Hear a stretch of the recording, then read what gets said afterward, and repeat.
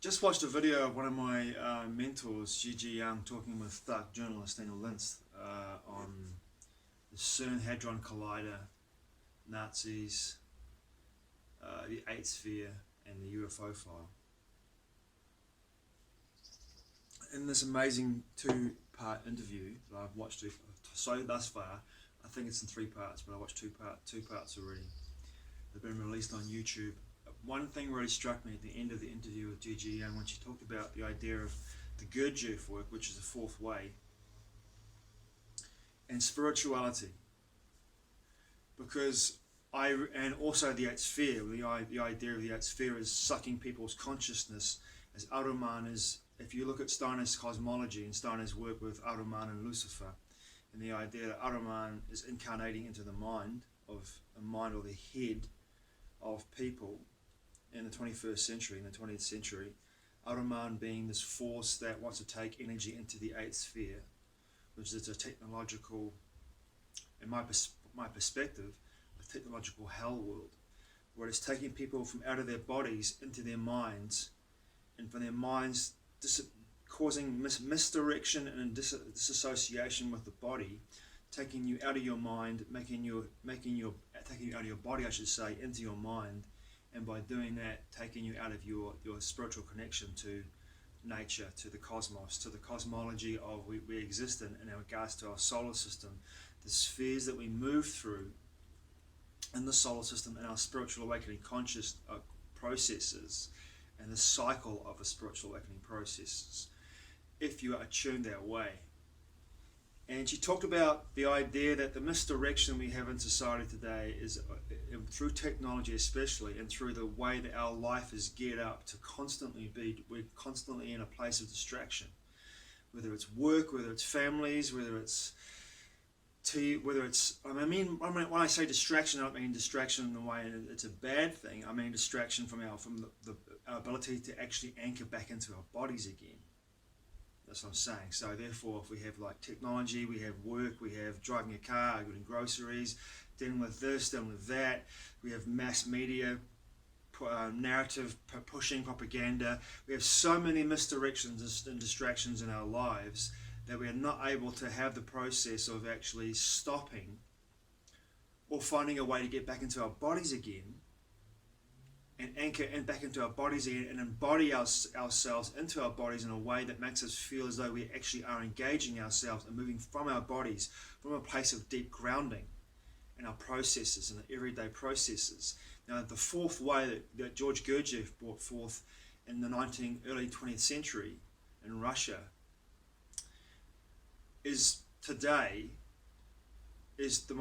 the most important in regards to spiritual mystery school work.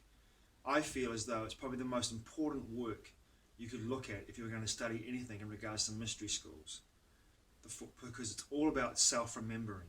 And with self-remembering, as Gurdjieff said, it's about understanding who you are, knowing thyself through work, through being in the body, being embodied, taking the most mundane tasks, picking up a cup of tea and drinking it, and feeling the essence of the Christ consciousness, or your soul's energy, spiritual energy moving through you as you do this process.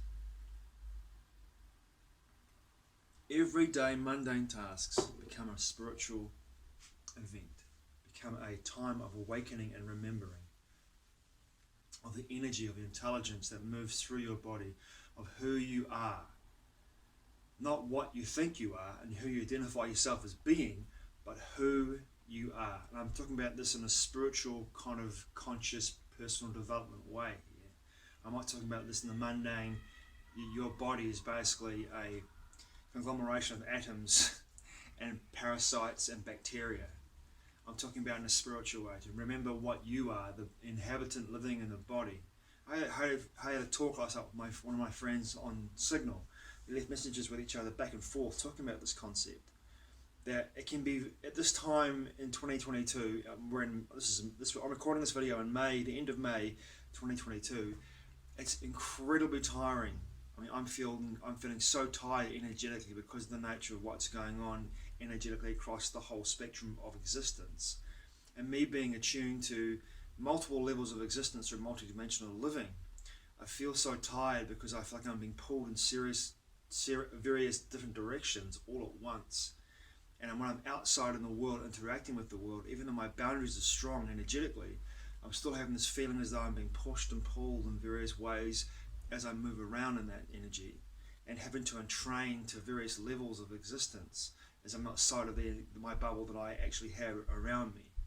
Now, for me, in this process of self-remembering, as what Gurdjieff says, and to me get back into my body again, at the moment how I'm doing that is I'm experiencing incredible pain in my left hand shoulder region and down my neck. My vagus nerve has been pinched from the side of my skull here, down my arm into my shoulder blade, and I think it's pinching in my rotator cuff shoulder region here for the last week, and that pain is bringing me back into a place of deep bodily remembering, because I'm feeling this pain, and whenever I feel it, I'm in a place of really deep remembering that I'm in a body, having an experience in the body. So that process is keeping me present, very present. Even when I'm making this video right now, my shoulder's throbbing, and my neck is, down to my neck here is just, the waves of pain go back and forth down my vagus nerve. So I don't know what I've done to actually do this. Maybe I've clenched my jaw perhaps, and when I was sleeping, or my shoulder's been pinching the nerve, or I've rolled on it and I've twisted it into my rotator cuff, and it's whatever reason. At the moment, I haven't had the diagnosis to know what's going on there. At first, I thought it was a rib that popped out at the very top of my rib cage, but I'm pretty sure it's my vagus nerve now. I need the work. I'm having acupuncture tomorrow, thank goodness, and chiropractor again on Tuesday. But I digress. This has brought me back into my body again. And there are times now where I'm realizing that technology is taking me away and taking me into my mind rather than me into my body. And the pain that I'm feeling now is a gift. And the gift that I'm feeling due to this pain is bringing me back into my body again, and me embodying that pain and feeling into it is bringing me into the body and bringing me present. And what it's also doing is taking me away from the misdirections that I have in my life at the moment that are keeping me away from actually remembering where I am, which is what I am.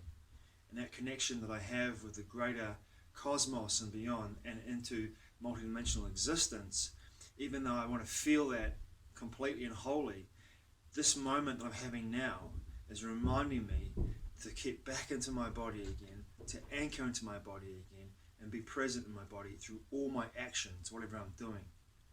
And that's really important, because the spiritual path of people, I think, and the spiritual conscious awakening path for many people is a form of escape. They look to get into this particular methodology and this way of evolving because they want to escape from their trauma or from their boring, everyday, mundane lives. And I'm definitely guilty of that, very much so. I'm very much one of those people that has done that for a long time in my life. I've done this process to try and escape the mundane existence that I have, in my everyday boring life.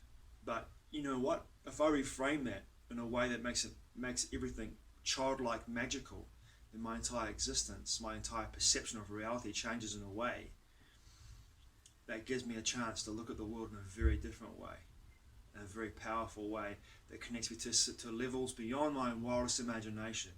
And all I have to do is reframe it, be present in my body, embody that feeling, embody that experience, but also be very aware, energetically, of my boundaries.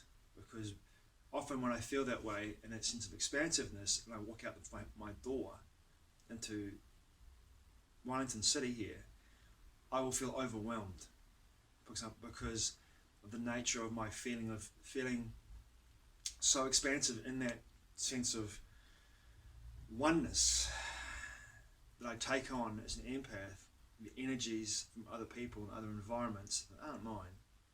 And I come back to my sanctuary, my home here.